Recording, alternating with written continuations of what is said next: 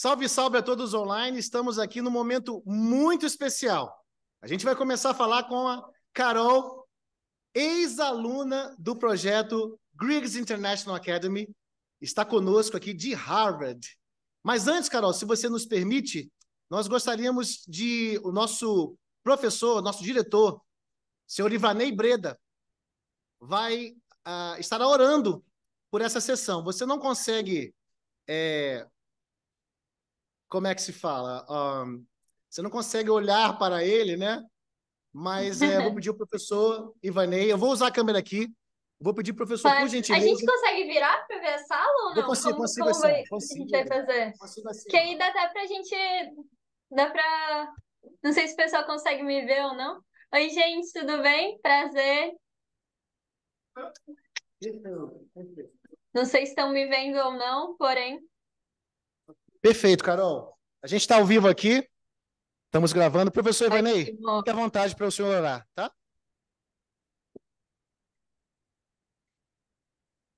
Vamos orar então, galera.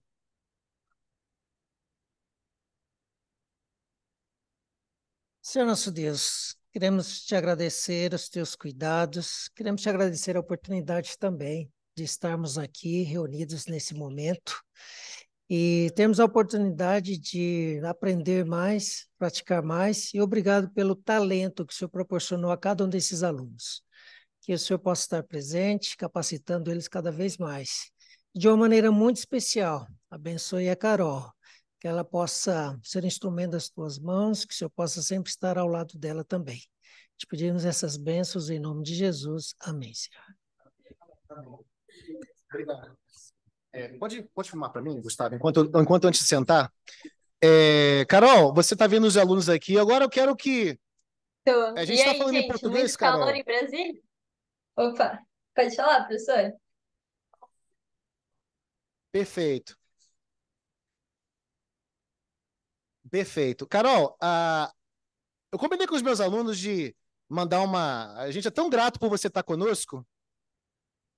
A gente é tão grato por você estar conosco que eu vou pedir para os alunos que mandem um salve para elas, né?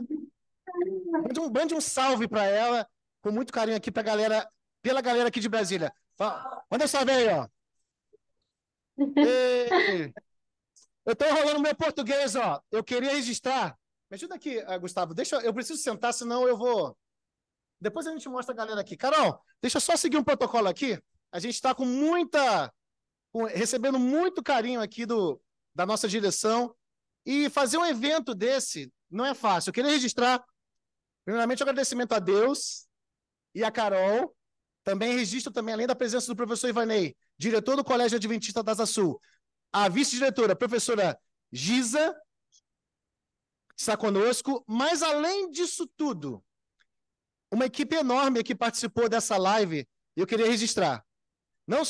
Queria registrar o meu apoio ao professor Renato, nosso departamental da PLAC, professora Wolf, minha chefe querida, professora Priscila, do High School e do Bilingue, e a toda a galera do TI que nos permite fazer uma live sem ter cursos. Eu não sei se essa palavra existe em português, sem problemas. E, acima de tudo, queria citar o coordenador do TI, o Vicente, Gabriel, Rian, Lucas, que sempre nos atendem. Eu vou passar a palavra para você, Carol, e vou virar para o pessoal, para você ter receber a vibe, né, a energia do pessoal. Tá? Carol, para começar a live, me ajuda aqui, Gustavo, por gentileza. A gente vai começar a live perguntando para você, fala um pouquinho aí,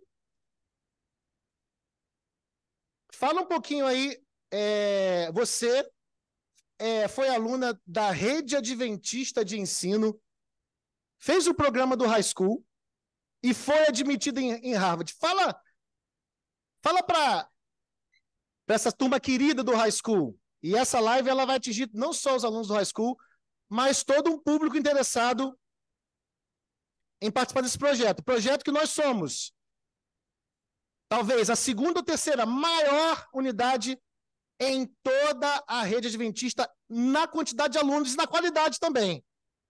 Isso é algo para celebrar. Carol, Deus seja louvado sempre pela sua vida. Carol nos atendeu com todo carinho. Carol, fala um pouquinho dessa experiência de ser uma aluna bolsista, participou conosco do High School e agora está cursando Ciências Sociais em Harvard. Boa tarde, Carol.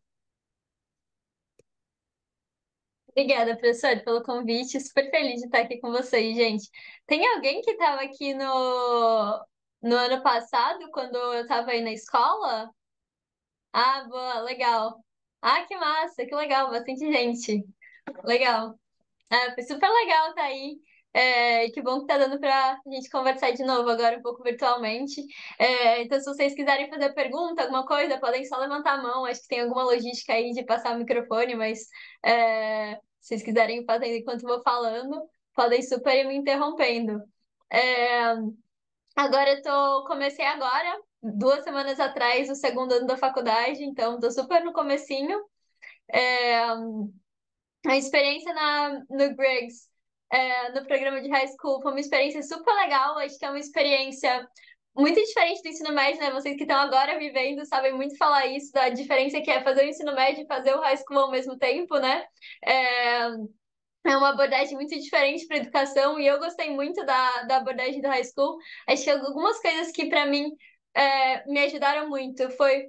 é, Primeiro, eu gostei muito de escrever essay, assim, de poder investigar as coisas mais profundamente através das redações. E eu sei que isso é uma coisa que é, às vezes é chato no processo de fazer, mas primeiro, ajuda muito para quem quer tentar a faculdade no exterior. Você tem que escrever a redação, tanto no processo quanto é assim que funciona o sistema de ensino, assim, então todas as minhas avaliações são essays, basicamente. É muito menos prova para aulas de humanas, de ciências sociais, e é muito mais redação, essay mesmo. Então foi muito legal que que eu já tive exposição a isso no high school, né? Você poder ter um tema em todas as matérias, né? Desde US History até American Literature, ter um tema, sentar, pensar, refletir, pegar a bibliografia e escrever sobre esse tema, escrever as essays. Então, isso eu gostei bastante. Gostava mais do que fazer prova, por exemplo, ou das outras formas de avaliação. Poder escrever em inglês, treinar essa escrita em inglês. Então, acho que isso é uma forma, como que as salas de high school geralmente elas são menores do que a sala de ensino médio, né? Tem uma oportunidade muito grande de ter um feedback grande dos professores, né? E é um aprendizado bem individual. Então, acho que isso foi algo que foi bastante importante para mim, assim, no high school.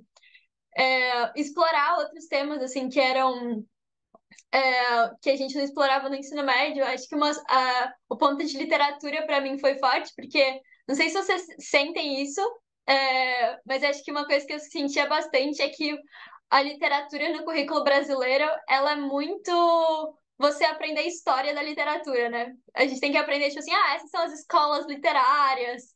Você aprende a história da literatura. E a literatura no currículo americano, pelo menos que a gente aprende no high school, a gente tem a oportunidade de ler um pouco de alguns livros, de aprender as histórias realmente, né? Quais são essas histórias da literatura? Então, isso eu achei super legal. A gente não precisava ficar aprendendo só sobre a história da literatura, mas também mergulhar nas histórias que a literatura apresentava pra gente. Então, explorar alguns conteúdos que eu não tinha, a gente não tem acesso muito no ensino médio e ter essa complementariedade, né? De algumas coisas que o high school nos oferece, algumas coisas que o ensino médio não oferece. E isso é super legal. Então, acho que tem tantos pontos de habilidades, de aprender a escrever redação, a praticar o inglês, em um contexto em que você não está praticando o inglês em si, mas em que você está praticando o inglês em um contexto acadêmico, né? Você está aprendendo a se expressar em um contexto acadêmico em inglês, está aprendendo conteúdos em inglês, isso é super legal. Para mim fez total diferença. Não sei se vocês têm alguma pergunta específica, gente, sobre isso. Como está sendo a experiência de vocês? Carol, o pessoal tá naquela... Pode filmar, Gustavo, aqui a gente faz ao vivo, né? Quem sabe faz ao vivo. Vamos lá. Carol, eles estão um pouco tímidos, mas eu vou desafiá-los. Ninguém está me vendo aqui. Eu vou desafiá-los agora. A partir de agora, você pode mandar perguntas. Antes de eu liberar o microfone, você pode mandar perguntas para aquele WhatsApp ali. A gente vai estar encaminhando para a Carol. Mas, Carol, tem ali eu falei microfone, é o telefone, né? É o telefone. Carol, eu tenho uma segunda pergunta antes de passar. Agora vai ser um bate-bola. O que te motivou a estudar ciências sociais em Harvard? E como é que você se adaptou à sua vida aí se eu não me engano, a cidade é Cambridge, não é? Em Harvard, né? Sim, exatamente. Então, fala como é que foi Aqui, essa transição antes do pessoal começar a fazer perguntas. tranquilo. É, aqui na faculdade, o modelo de ensino aqui nos Estados Unidos, ele é um pouco diferente do Brasil. Então, a gente não entra no final do ensino médio, não sei se alguém lembra isso de como eu falei no ano passado. Vamos ver, quem lembra faz um assim com o dedo, depois que você terminar de falar. Mas depois, né, quando a gente termina o ensino médio, a gente não entra para um curso específico. Alguém lembra disso? A gente entra, boa. Ó, quanta gente! A gente entra para uma faculdade, né, para a universidade, e a gente declara o nosso curso só no segundo ano de graduação. Então, eu vou estar declarando o meu curso daqui umas 2 semanas, mais ou menos. Então, você tem nesse tempo um grande espaço para exploração mesmo, para você explorar. Não é que nem no Brasil, em que você entra direto em um curso específico. É, então, eu já vou fazer ciência política, eu já vou fazer medicina veterinária, eu já vou fazer física. Você tem um espaço muito grande para explorar as áreas e tem menos requerimentos também das áreas do curso principal que você vai fazer. Então, enquanto no Brasil, por exemplo, toda a sua faculdade, a graduação, é muito voltada em torno do curso que você vai fazer, se você vai fazer medicina veterinária, por exemplo, ou economia, quase tudo que você está estudando é voltado a você virar um bom profissional naquela área. Aqui, você é encorajado a pegar matérias de várias áreas. Então, se você está fazendo economia, você é encorajado, você tem menos requerimentos de economia, tem suficiente para se tornar um bom profissional, mas você também tem encorajado a pegar filosofia, biologia, ciência da computação, antropologia e explorar várias outras áreas. É, eu gosto muito porque ciências sociais. Ciências sociais, não sei se vocês conhecem muito, mas é um curso que existe em algumas universidades no Brasil, em poucas universidades no Brasil. Aí no Brasil, ele é um curso que geralmente tem sociologia, ciência política e antropologia. Então, ele une as ciências sociais, basicamente. Aqui na faculdade, ele é um curso que surgiu sendo um anticurso, então com o objetivo de ser o mais transdisciplinar possível, interdisciplinar possível, para você poder fazer várias matérias de ciências sociais diferentes e estabelecer um tema de estudo para você. Então, eu faço matérias de antropologia, economia, sociologia, ciência política, história, filosofia, nessas ciências sociais. Para mim, é super importante porque meu objetivo é entender a sociedade. Eu gosto muito de entender a sociedade, o que explica, entender a cultura, principalmente, e para mim é super importante entender isso de diferentes lentes. Então, é um curso bastante interdisciplinar. Tem algumas universidades no Brasil, mas também tem algumas universidades separadas. Então, só antropologia, só ciência política, só sociologia, só economia. Então, as ciências sociais separadas. Mas é um curso que une várias áreas das ciências sociais, que é o espaço que eu mais me encontrei. Mas também já fiz matérias de várias outras áreas. Porque é uma abordagem para a educação aqui que encoraja muito a exploração de outras áreas. Também super encorajo vocês fazerem isso quando entrarem na faculdade, assim, pegarem matérias que talvez vocês vão se desafiar e encorajar vocês a pensar de outras formas. Carol, agora aqui, ó. Gustavo, foca em mim. Vamos lá.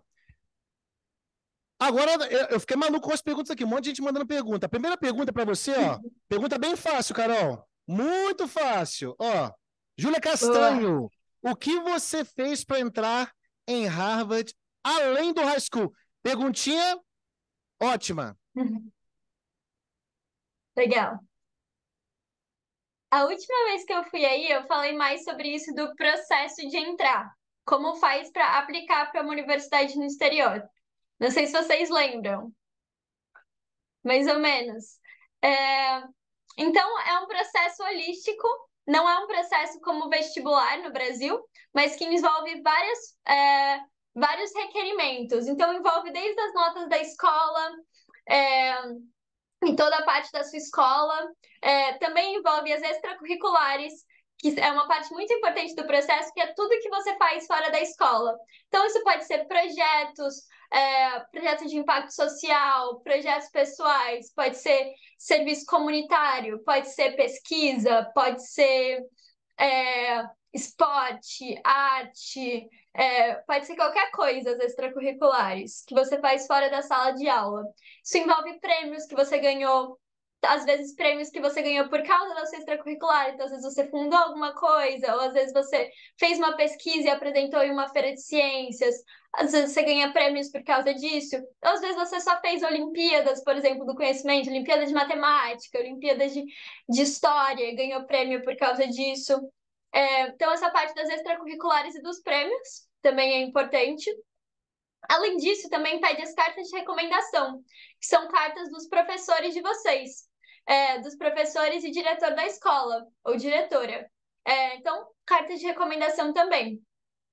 Uma outra parte importante do processo é o vestibular, que é uma prova de inglês e de matemática. Só inglês e matemática, que você faz para testar se você tem o nível para entrar naquela universidade. Mas a parte realmente mais importante, geralmente tem essa parte acadêmica, que aí geralmente é as notas e a prova de inglês e matemática. Tem a parte pessoal, que é as extracurriculares e os prêmios, e aí as cartas de recomendação. Obrigado, Carol. Agora, ó, muita pergunta aqui. Agora a gente vai fazer o melhor aqui para atender as demandas. Então, aqui eu recebi da Camila. A gente quer saber se você mora, né, na universidade, se tem colega de quarto. E pedir para ela dar algumas dicas e falar sobre as aplicações para universidades de fora do país, eu imagino. Cortou aqui. Legal. Aproveitando aqui, ó. Peraí. Agora voltou a mensagem. Como foi a sua adaptação na faculdade? Foi fácil se adaptar e fazer amizades? Preconceito? Se sofreu preconceito por ser brasileira? Enfim, então, para organizar melhor nosso pensamento aqui. Você mora na universidade, se tem colega de quarto, dicas sobre aplicações para universidades para fora do país, americanas. E é isso, também tem a questão do preconceito. Enfim, fala um pouquinho aí, que agora eu me perdi aqui, muita mensagem. Beleza. Então, começando com a parte de moradia.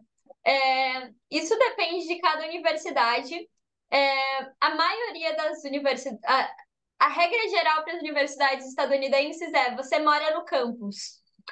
Então, é como se fosse internato mesmo. Não sei se vocês conhecem alguns internatos da rede adventista. Não é parecido com os internatos da rede adventista muito, mas é naquele sentido de que você mora dentro do campus. Então, você mora na moradia do campus mesmo, você não precisa alugar casa, por exemplo. Você pode escolher sair do campus, algumas universidades colocam restrições para isso. Então, por exemplo, você é obrigado a morar no campus no primeiro ano, depois você pode sair e alugar uma casa se quiser. Mas é muito raro as pessoas saírem. Aqui na minha faculdade, por exemplo, 98% de todos os alunos moram no campus. E aí a gente tem uma estrutura em que primeiro a gente mora todo mundo em dormitórios de primeiro ano, que só pessoas do primeiro ano moram, depois a gente se muda para as casas, em que as pessoas do segundo, terceiro e quarto ano moram. Eu posso mostrar aqui pela janela. O quarto tá um pouco bagunçado, mas vamos lá. Que bacana, Carol, que legal. Essa daqui é a minha casa, ela é a menor de Harvard, chama Kirkland. Nela moram 400 pessoas. Carol, desculpa te interromper. Agora a gente está conseguindo. A gente estava vendo só o seu rosto. a gente não conseguiu enxergar a casa. Eu vou mostrar agora. Tá perfeito. Peraí.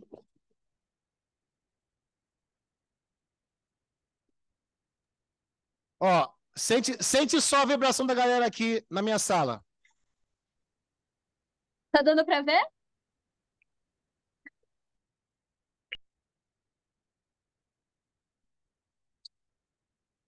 Não sei se deu pra ver. Foi? Foi ótimo. O pessoal falou, o pessoal hypou aqui, tá todo mundo hypado com essa visão aí. Que pode ser a visão deles no futuro, né? Ó, tô vendo o Pedro Ribeiro e a Julia O querendo ir pra lá, ó. Aí. Legal, gente. Super massa. É, Então, essa é uma das casas, por exemplo. Aqui em Harvard tem 12. Mas cada universidade varia. Tem universidade em que todo mundo mora de primeiro a quarto ano juntos. O ponto é, geralmente, se mora dentro do campus. É muito raro se morar fora. Mais raro. Segundo ponto, adaptação. Colegas de quarto.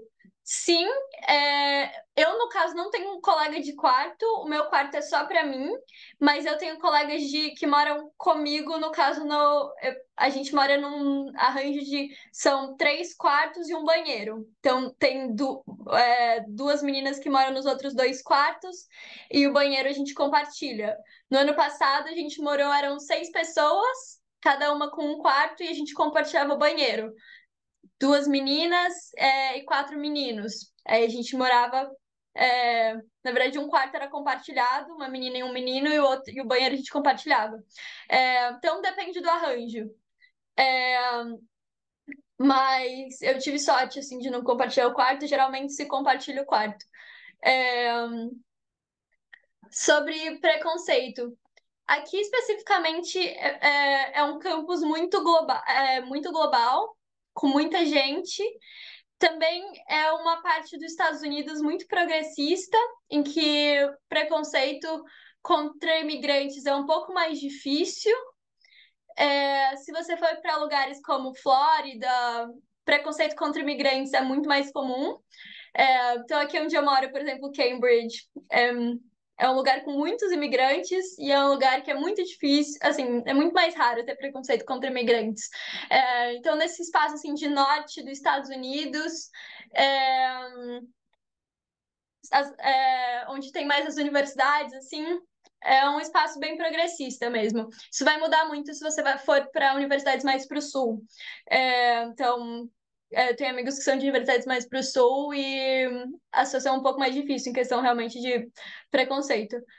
As regiões dos Estados Unidos são muito diferentes. Questão de.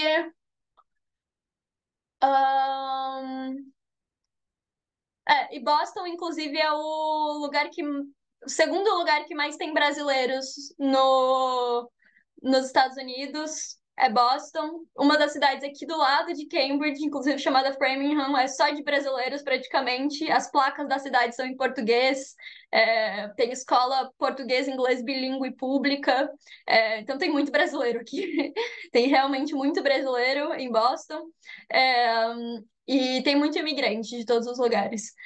E no campus em si, é um campus com muita gente de todos os lugares. Então, bem normal.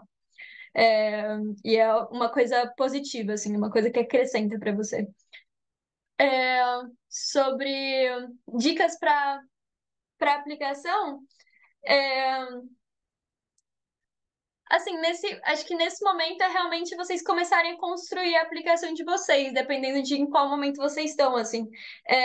Então, começar a se informar sobre a aplicação o máximo possível e começar a construir o perfil de aplicação de vocês. Então, começar a fazer extracurriculares que sejam competitivas.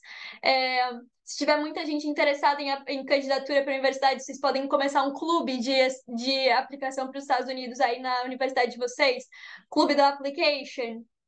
Por exemplo, em que vocês se reúnem para discutir sobre esses temas, em que vocês, enfim, trazem convidados, em que vocês estudam juntos sobre isso, O ponto é realmente que não é algo como o vestibular no Brasil, em que você pode deixar para o último ano do ensino médio.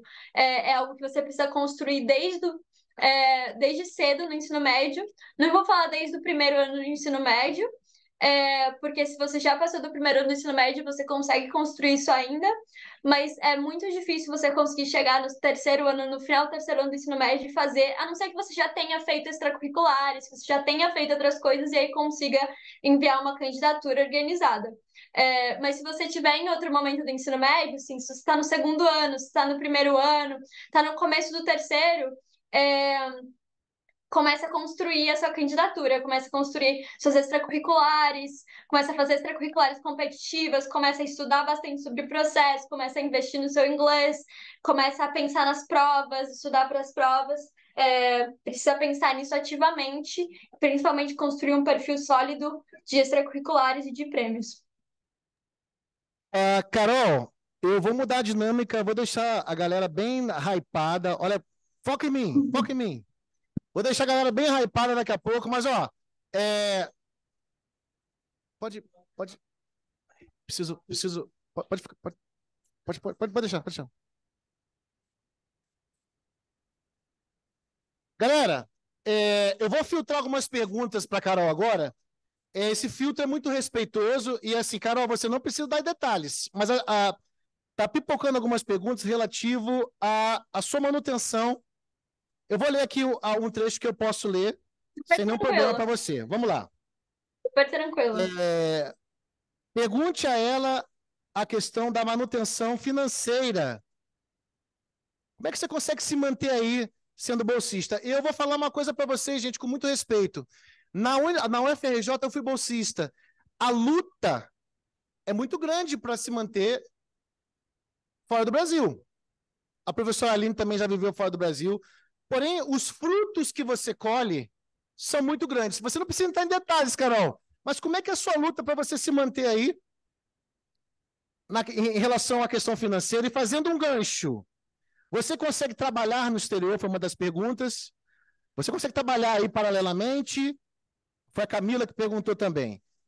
Em relação justamente você ter uma renda extra. Então, fala um pouquinho de como você consegue se manter, se é possível você trabalhar aí fazendo uma renda extra e com que frequência, agora quem pergunta, você vê a sua família. A próxima pergunta eu vou pedir para duas pessoas, ou uma pessoa, um voluntário, levantar e fazer a pergunta usando o microfone. Ó. Vou virar. A próxima pergunta respondida não vai ser mais aqui, não. A pessoa vai ter que, como na minha terra fala, dar a cara a tapa, né, que se fala. Então, vamos lá junto. Vai lá, Gustavo, meu cameraman. Claro. Super. Eu, aqui falando, vou falar primeiro sobre a minha situação particular e depois vou falar um pouquinho sobre diferentes situações. A minha situação particular, ela é bem privilegiada aqui no sentido de que Harvard é uma instituição muito rica e generosa. Então, eu tenho bolsa completa. A minha bolsa também me dá um auxílio financeiro para viver aqui. Não é suficiente no sentido de pagar passagem, pagar essas coisas, pagar outros gastos, mas é no sentido de você estar chegando aqui, precisa comprar notebook, precisa comprar coisa para o quarto, precisa arrumar as coisas, você não precisa desembolsar nenhum dinheiro próprio, assim.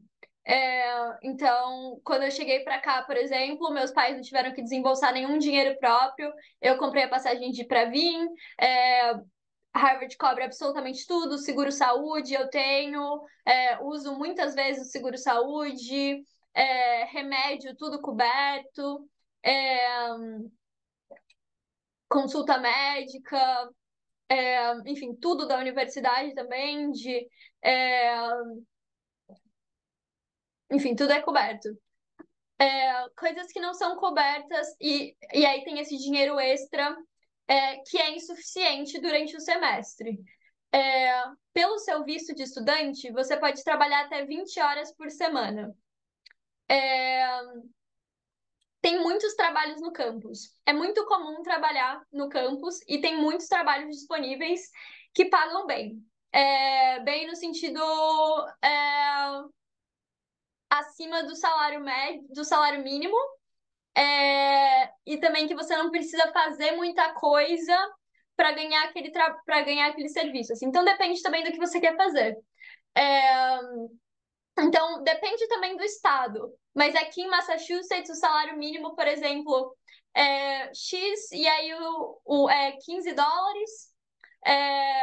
E aí, geralmente, se paga esse valor de salário mínimo, um pouquinho a mais no máximo, para o estudante, por exemplo, pegar um trabalho de biblioteca, ficar sentado estudando enquanto as pessoas passam, ou passando o cartão das pessoas. Então, um trabalho bem simples de monitoria, por exemplo, que é um trabalho que você pode ficar estudando, porque não pode ser um trabalho pesado, de limpeza, de alguma coisa assim. Tem que ser um trabalho simples que você pode ficar estudando enquanto está fazendo aquele trabalho. Ou se não, se é um trabalho que você não pode ficar estudando, ou que é um trabalho que toma muito tempo, um trabalho que você está aprendendo. Então, eu trabalho como assistente de pesquisa também. Então, é um trabalho que eu faria mesmo se eu não fosse paga por ele, porque é um trabalho que eu estou aprendendo, que é um trabalho que me interessa muito, que eu gosto muito de pesquisa. Então, também sou assistente de pesquisa de uma professora, que é um trabalho que também me paga. Todos esses trabalhos, eles são pagos por hora. E aí você não pode fazer mais de 20 horas por semana. Isso ajuda com os gastos extras que você tem, que esse dinheiro é insuficiente, que a faculdade dá, que são basicamente livros. Eu tenho que comprar muito livro, porque todas as minhas aulas são de leitura. Então, mostrando aqui, por exemplo, esses são alguns desse semestre que ainda não chegaram todos. Então, tipo, para comprar cada um deles é caro. Comida, se você precisa sair para comer porque o refeitório fechou. Gastos pequenos, assim, se você quer sair. Então, esse tipo de gasto. Então, esse é um ponto, trabalho. Segundo ponto é o momento que você pode trabalhar nas férias. As férias do meio do ano, ela aqui nos Estados Unidos, ela é muito grande. Então, ela é de metade de maio até setembro. Então, 3 meses e meio de férias. Porque é umas férias que você é esperado para fazer alguma coisa, basicamente. Então, você é esperado a fazer pesquisa, fazer um estágio, fazer trabalho, fazer alguma coisa. Você pode trabalhar nessas férias e conseguir dinheiro. Tem muitas oportunidades da faculdade também. Se você quiser, por exemplo, eu quero fazer trabalho numa agência que não vai me pagar nada, porque é uma agência, por exemplo, do governo, ou é uma agência de impacto social, é uma agência que eles não têm dinheiro para me pagar. Por exemplo, a ADRA, que eu quero trabalhar na ADRA, e a ADRA não vai poder me pagar. A faculdade muitas vezes tem dinheiro para te pagar para você fazer esse trabalho. Isso é comum que várias faculdades tenham. Então, você também pode juntar dinheiro nesse período. Qual é o. Então, e muita gente vai para trabalho que é muito bem pago. Então, muita gente vai para finanças, vai para banco, vai para ganhar dinheiro nesse período. Deixa eu ver se eu esqueci alguma coisa. Tirando. E aí, falando agora sobre uma situação mais geral. As coisas são muito caras, no sentido de transformando para o real. Então, se precisar pagar por alguma coisa, no sentido de a bolsa não é completa, é muito difícil. As universidades são muito caras. Por exemplo, Harvard custa $90 mil por ano. E isso é considerando o custo das aulas, do estudo em si, mas também considerando o refeitório, considerando acomodação. Então, se a universidade, alguma outra universidade, por exemplo, te dá uma bolsa que cobre só as aulas, mas falta refeitório e acomodação, só pagar o refeitório e acomodação vira um custo muito grande.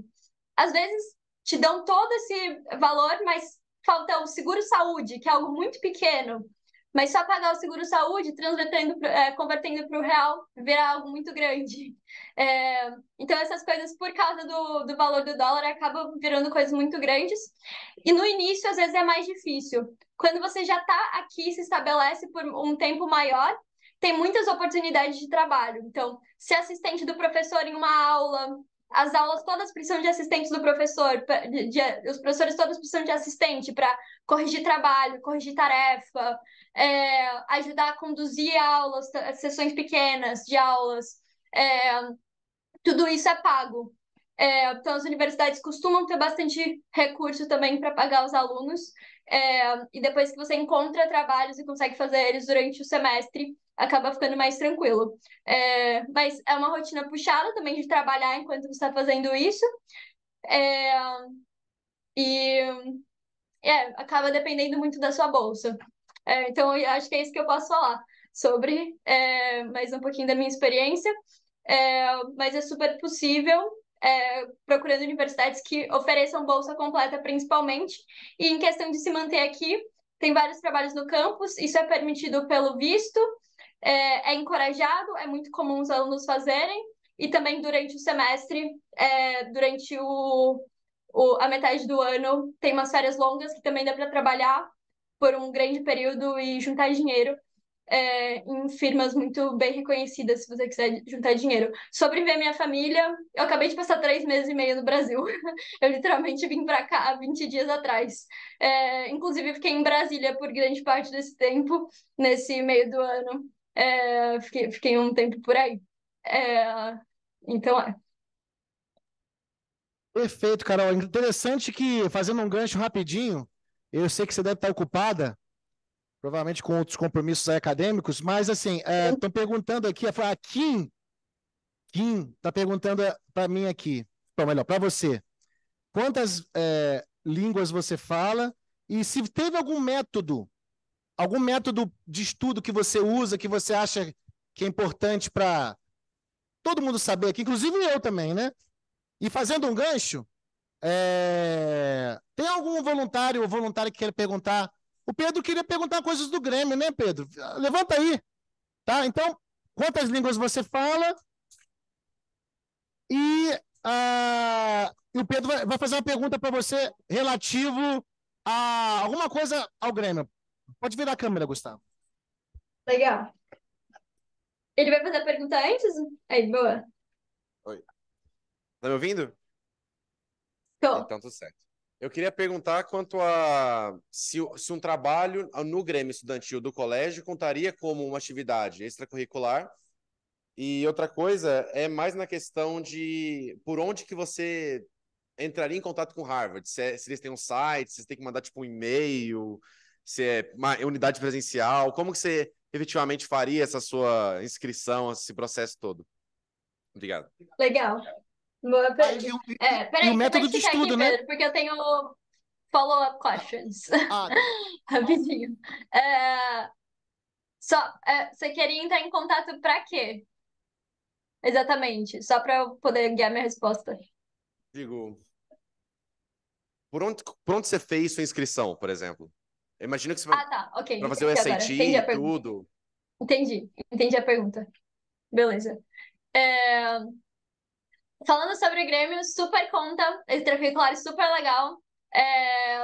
Então, sim, qualquer envolvimento com atividades fora da escola, fora do currículo escolar, contam. Qualquer coisa que vocês começarem na escola, então, clube na escola, Grêmio, associação estudantil, projeto de arrecadação de alguma coisa, enfim, qualquer uma dessas coisas é super uma extracurricular. Sobre como fazer a candidatura, você faz por uma plataforma chamada Common App. Common, então, comum, App, Application, app. Então, por lá você envia toda a sua candidatura no terceiro ano. Ela abre. Você está no terceiro ano já? Sim, tô. Boa. Então, já abriu agora em agosto. Abriu em agosto a plataforma para você enviar a sua candidatura no final do ano. Então, você envia toda a sua candidatura por lá. A Gregs tem vários recursos, Pedro, que você pode acessar de college application. Então, eu entraria em contato com algum dos coordenadores da Gregs, pediria algum apoio em relação a isso para você enviar sua candidatura, se você for realmente querer enviar sua candidatura. Ainda mais se você tem um Grêmio, alguma coisa, então tentaria entrar em contato com algum dos coordenadores. Mas você envia toda a sua candidatura pelo Common App. E aí tem várias coisas que você vai preencher lá, suas extracurriculares, suas honors, tem redações que você vai fazer, então essays, que é a parte pessoal, então perguntas pessoais do tipo, qual foi uma vez que você falhou na vida? Conte uma história pessoal sobre uma vulnerabilidade sua. Fale sobre algo, uma coisa que importa muito, muito para você. Então, você vai ter que escrever essay sobre isso. Então, você faz esse pacotão de coisas lá no Common App e envia para as universidades. Entendi, muito obrigado. Boa sorte. Eu vou quebrar um protocolo aqui. Quanto tempo você tem mais com a gente, Carol? Você deve estar muito ocupada aqui. Deixa eu ver. Ou melhor, aí, Não, né? que isso. Tranquilo, Beleza. Quanto que vocês quiserem, assim, uns 20 minutos. Beleza. A gente vai usar 10 minutinhos, Depende então. de vocês. A Eu não sei qual é o Kim, horário que termina aí. tá dando um delay para mim aqui. Vamos lá. A Kim perguntou em relação ao seu método de estudo. E eu já vou pedir para uma pessoa se aproximar, né? Já para fazer a outra pergunta. Quem? Eu tô sem óculos. Quem?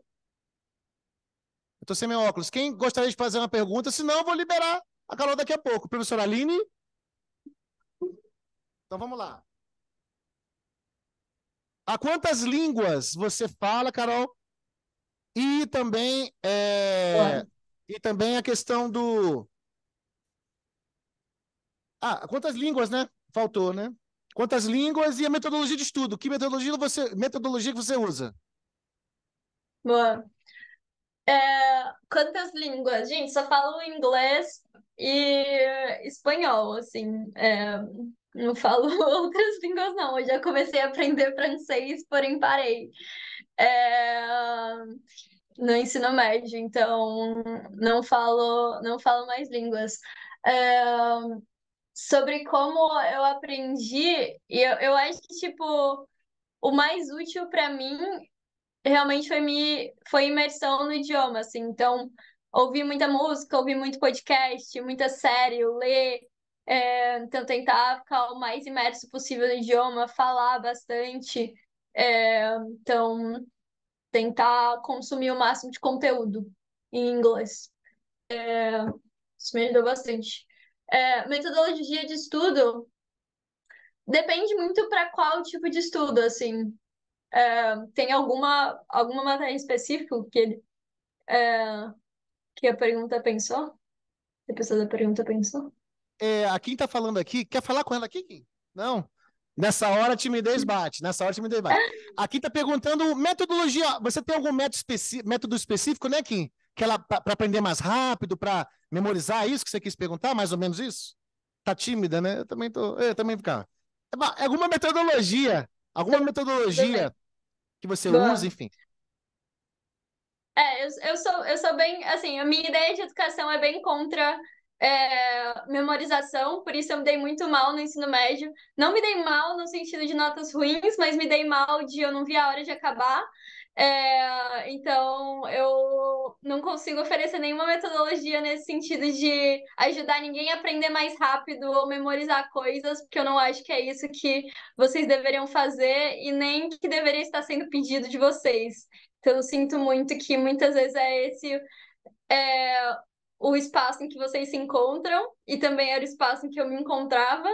É, eu acho que uma abordagem legal para se encontrar no ensino médio, que muitas vezes pede da gente decorebas, é tentar encontrar pontos em que você se interessa mais e buscar outros espaços, e buscar investigar eles por outros espaços. Então, isso é o que me fez sobreviver assim no ensino médio, gostar assim de algumas coisas.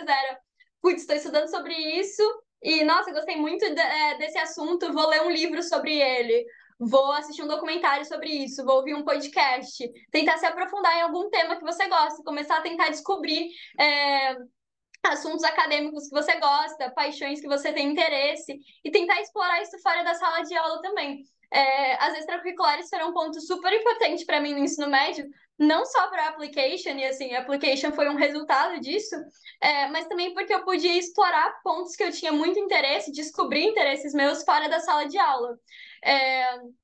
E trazer isso para a sala de aula também, no sentido de muitas coisas que eu aprendia se refletiam dentro da sala de aula, né? Então, acho que eu não consigo oferecer nada no sentido de ajudar ninguém a decorar mais, mas acho que eu consigo talvez oferecer uma pergunta no sentido de vocês verem algum material que vocês estão estudando, algum tema que vocês estão estudando e tentarem identificar qual é algum ponto que vocês têm relação com aquilo, qual é algum ponto que interessa vocês mais e tentar push e tentar se aprofundar. E aí buscar outros materiais e outros recursos por fora. Acho que um ponto que é muito legal também e que é legal para quem quiser aplicar e quem quiser fazer carta de recomendação, porque sempre impressiona os professores, tentar ampliar o repertório de perguntas que a gente faz dentro da sala de aula. Acho que principalmente no ensino médio as perguntas são muito para copiar? Eu não entendi isso. O que isso tem a ver com aquilo? E eu acho que a partir do momento que a gente começa a explorar esses temas que nos trazem interesse, a gente começa a relacionar um tema com outro, ver as consequências de um tema do passado com esse, enfim, fazer algumas conexões e explorar esses temas fora da sala de aula também, as nossas perguntas começam a ficar mais elaboradas. Então, a gente começa a trazer essas perguntas para a sala de aula, essas perguntas mais elaboradas, e os professores se impressionam muito fácil, geralmente, também porque as perguntas geralmente são mais básicas no ensino médio. Então, para quem quiser carta de recomendação, isso aí é uma boa dica.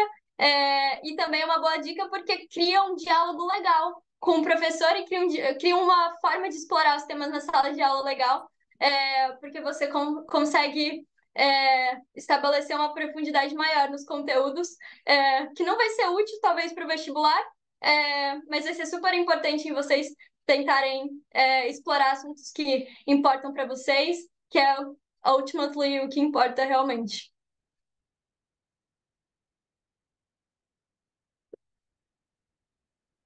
Carol, eu sei que o seu horário está apertado. Ó, câmera. Eu sei que o seu horário está apertado, mas a Júlia Castanho quer fazer uma pergunta para você. Rapidinho. Professor, pode falar. Tranquilo. Eu queria te perguntar sobre seus horários. Tipo, você escolhe as aulas que você quer ter? Tipo assim. E quanto tempo dura suas aulas? Assim, em média, tipo, um horário. É isso. Boa, Júlia. Legal. Sim, a gente escolhe as aulas que a gente quer ter no semestre. Então, a gente tem requerimentos que a gente precisa cumprir, tanto os requerimentos do curso que a gente declara, quanto os requerimentos da faculdade em geral. Então, os requerimentos da faculdade geralmente são assim: você precisa cumprir um requerimento de ética da faculdade. E aí você tem várias aulas que pode cumprir esse requerimento de ética. Então, você tem esses requerimentos, mas no final, quem decide as aulas realmente do seu semestre é você. Então, você pode escolher, eu quero cumprir esse requerimento esse semestre, ou não. Ou eu quero deixar para cumprir no próximo semestre. Então, você escolhe as aulas do seu semestre, basicamente. Você pode deixar tanto um semestre muito difícil, ou você pode deixar um semestre um pouco mais leve. Você pode balancear o seu semestre. Em questão das aulas, da rotina em si, a quantidade, primeiro falando antes da rotina, geralmente é de 4 a 6 aulas. É muito raro alguém fazer 6. O mais comum é de 4 a 5 aulas. Então, esse é o mais comum. Semestre passado eu estava em 5 aulas, por exemplo. Esse semestre eu estou em 4 aulas. Então, essa é realmente a quantidade mais comum de aulas. Como é a rotina? Cada aula dessa tem alguns componentes. Então, primeiro, cada aula tem, por exemplo, uma aula teórica, uma palestra, que é normal. O professor só chega e fala para você, dando uma aula. Cada aula tem também uma discussão. Então, que você chega numa sala de, no máximo, 15 alunos e você discute o conteúdo ou a leitura. Então, não é um professor falando para você, você discutindo. Então, geralmente, vamos dizer, de uma aula só. Na segunda, você tem uma palestra de 1h15. Na terça, você tem uma discussão de 1h15. Na quarta, você tem uma discussão, uma aula teórica de 1h15. Então, 2 aulas teóricas e uma discussão. Isso para as aulas que não são de ciências naturais, que tem laboratório. Se você faz uma aula de química, de biologia, por exemplo, se você tem laboratório, aí tem 3 horas de laboratório, aí é diferente. Então, é basicamente assim. Você vai para as aulas teóricas, em que é o professor explicando o conteúdo, e você vai para as discussões, em que é você indo com a leitura, ou com, enfim, com conteúdo para discutir. Ou seja, conclusão de tudo isso, é muito tempo fora da sala de aula com coisa para fazer. Então, é muito tempo em que você tem que fazer leitura, fazer trabalho, se preparar para as aulas, basicamente. Então, é muito tempo em que você tem que fazer coisas individualmente, passar tempo na biblioteca, passar tempo no quarto, passar tempo fazendo coisas para ir para as aulas preparado, porque é uma aula mais guiada pelo aluno. Não é como o sistema de ensino brasileiro, em que você passa das 7 às 6, por exemplo, ou das 7 às 2 da tarde, sentado na cadeira ouvindo o professor falar. É você passar das 7 às 2 lendo um livro para ir e ficar 1 hora e meia discutindo o livro. Fez sentido?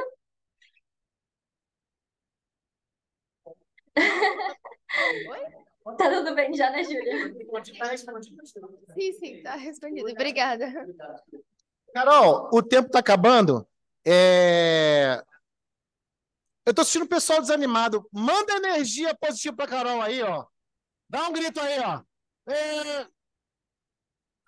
Eita, professora Aline quer fazer a última pergunta, né? Vamos lá, professora Aline. Vamos lá, pode fazer.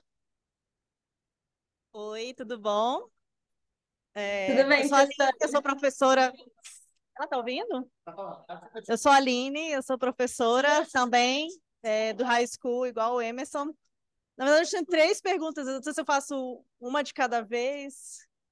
Tá me vendo? Eu não sei se já te perguntaram isso. O que te motivou a fazer um application para Harvard quando você estava aqui no Brasil, no 2º grau, pensando no seu futuro? Essa é a primeira pergunta. Eu tenho 3. Você quer fazer todas juntas, professora? Como você prefere? A outra é se você achou o ritmo da escola muito forte, se você teve dificuldade para se adaptar a esse ritmo. Você vinha de um 2º grau no Brasil e chegou num dos ensinos superiores mais elevados, né, em nível mundial. Então, deve ter dado eu imagino, né, um tranco, assim. Eu já ouvi gente que fez Harvard falar que lia 100 páginas em inglês por semana, né? Isso eu lia no mestrado, eu não lia na graduação, não lia isso, né? Então, é como se fosse uma graduação equivalente a um mestrado, assim que a gente vê. Então, essa é a segunda pergunta. Se você achou difícil esse adaptar ao ritmo, né? E a terceira pergunta é um pouco mais pessoal. Se você conhece algo sobre o processo seletivo para pós-doutorado, se é parecido com o de graduação. É isso. Boa. Obrigado, Perfeito. professor. Então, começando sobre a motivação, acho que a primeira, o primeiro ponto foi gostar de uma abordagem de educação que é bastante interdisciplinar, em que eu não preciso escolher um curso de educação, um curso na faculdade logo saindo do ensino médio, e também não me vendo disposta ou mesmo capaz de fazer isso logo no meu 3º ano de ensino médio, de escolher uma faculdade, um curso e fazer ele até o fim, escolher logo uma área.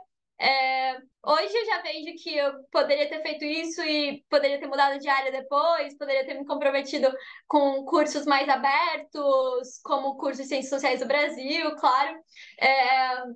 Claro que o amadurecimento passou por diversos níveis e hoje eu vejo que a graduação no Brasil tem vários benefícios, até mesmo, principalmente para mim que quer trabalhar com políticas públicas e no Brasil.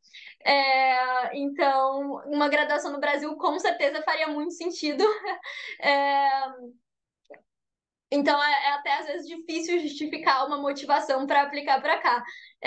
Então, acho que a motivação inicialmente ela veio muito por gostar da interdisciplinariedade da educação daqui. Segundo, por gostar da forma da candidatura. Odiar vestibular, odiar a forma que se estrutura a forma de entrada nas universidades brasileiras, e achar que a forma de entrada nas universidades estadunidenses me permitia um desenvolvimento muito maior, então eu fazia extracurriculares, eu fazer redações, todo esse processo. É um processo desgastante, mas é um processo que me permitiu um desenvolvimento, um crescimento muito grande, que eu gostei muito de fazer. Então, ser atraída também pelo processo em si, foi algo, honestamente, acho que é algo também no sentido de é mais fácil, quando você tem bolsa completa aqui, a vida é mais confortável aqui do que se você morar no sentido de, se eu tivesse passado, por exemplo, na Unicamp, eu não sei como eu ia me manter. Eu não tenho a menor ideia, assim. Então, eu ia ter que, talvez, trabalhar à noite, eu ia ter que... muito, muito mais difícil nesse sentido. Então, tendo bolsa completa aqui, para mim é muito mais fácil nesse sentido. E eu sabia que meus pais não iam conseguir, por exemplo, alugar uma casa para mim em outra cidade para eu estudar, ou alugar uma kitnet, e ter que fazer faculdade de trabalhar à noite ia ser algo muito desgastante, então, levando isso em consideração também. E por último, saber que o processo para entrar nas universidades brasileiras você pode fazer a sua vida inteira. Você pode passar no vestibular com 80 anos de idade e entrar na faculdade, mas para entrar em universidades dos Estados Unidos é só no seu terceiro ano da faculdade, ou um ano depois. Então é só quando você tiver 18 ou 19 anos, basicamente. Então, por que não tentar? Basicamente, eu achava que eu tinha uma chance realística pela minha preparação no ensino médio. Então, eu achava que valia a pena tentar antes para as universidades daqui, talvez depois para as do Brasil, no sentido de que as do Brasil você pode tentar em qualquer momento. Então, acho que um ponto também nesse sentido de estratégia. Mas acho que de motivação, a motivação principal é como, como as universidades aqui entendem a educação, que é uma educação liberal arts, né, que eles falam, artes liberais, que é aprender por aprender, que é uma educação muito interdisciplinar, que não é formação de um profissional apenas, você não está na graduação para se formar um profissional, você está na educação, você está na graduação para se formar um ser humano, para entender o mundo, para ser um ser humano melhor, você não está na graduação para se formar um profissional de direito, para se formar um profissional de alguma coisa. Então, acho que esse entendimento me atraiu bastante. A segunda pergunta sobre... a terceira era sobre pós-doutorado e a segunda era sobre... Se você achou difícil o ritmo quando você chegou, o ritmo de estudo. Então, como eu estava falando, você pode escolher suas próprias aulas. E como aqui tem muita gente de todos os lugares, com todos os tipos de base, você pode... Tem gente que entra com uma base que eu nunca vou ter de matemática, por exemplo, na minha faculdade, na vida inteira, assim. Tem gente que entra já com uma base de sei lá, de mestrado e já entra fazendo uma das aulas que é considerada a aula mais difícil dos Estados Unidos de matemática e já entra fazendo isso no primeiro ano. Eu entrei fazendo cálculo 1 no meu primeiro ano. Super normal.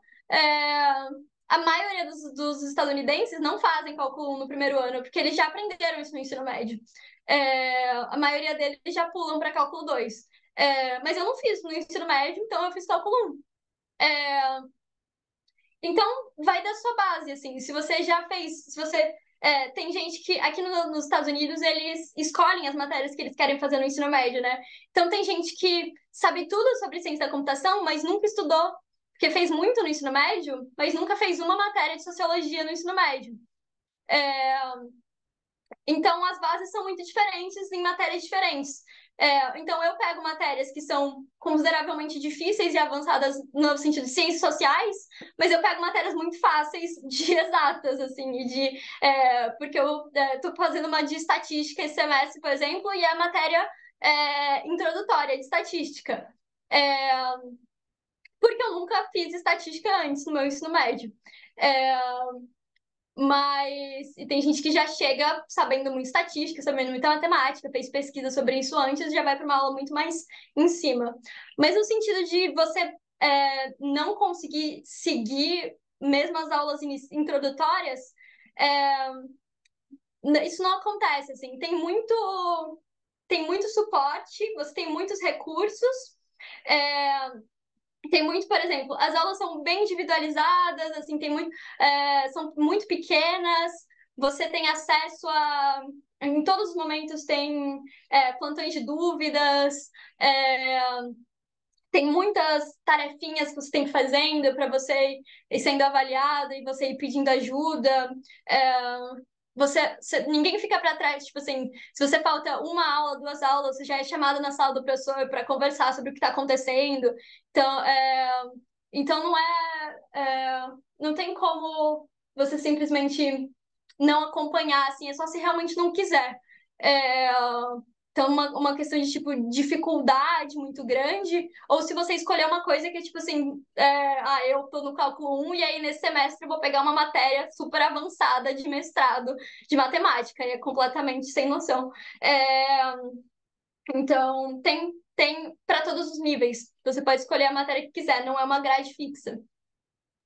Obrigada. E a terceira, se você não puder agora, a gente fala depois. Claro, beleza. O professor pode passar o meu número de WhatsApp para você.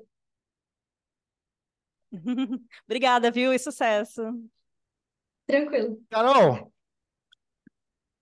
Obrigada. para terminar, a gente queria agradecer você aqui, mas antes de você ir embora, eu vou pedir a permissão da professora Aline. Aline, chama o pessoal, os seus alunos e os meus, a gente vai tirar uma foto com você, Carol, para a gente fazer um quadro. Isso a minha chefe pediu, a gente vai fazer um quadro. O teu exemplo, na verdade, arrasta a gente estudar mais, né? Aliás, a professora Aline também tem doutorado, talvez a senhora não saiba, né, professora Carol? Mas a professora Aline, eu já chamei de professora, ela tem doutorado e é muito importante para o high school ter em seu time pessoas tão capacitadas, né? Então eu vou pedir, Aline, por gentileza, para que todos tirem uma foto aqui. Queria agradecer mais uma vez, Carol, quando eu te vejo, olha, eu tenho que estudar mais. Igual você. Muito obrigado, Carol. A gente vai tirar foto aqui. Eu que fico inspirada por vocês. Vamos lá. Não precisa. Foca em mim, foca em mim e tira a foto. Eu preciso de alguém. Eu vou tirar foto, tá, Carol? Vou tirar foto aqui, tá?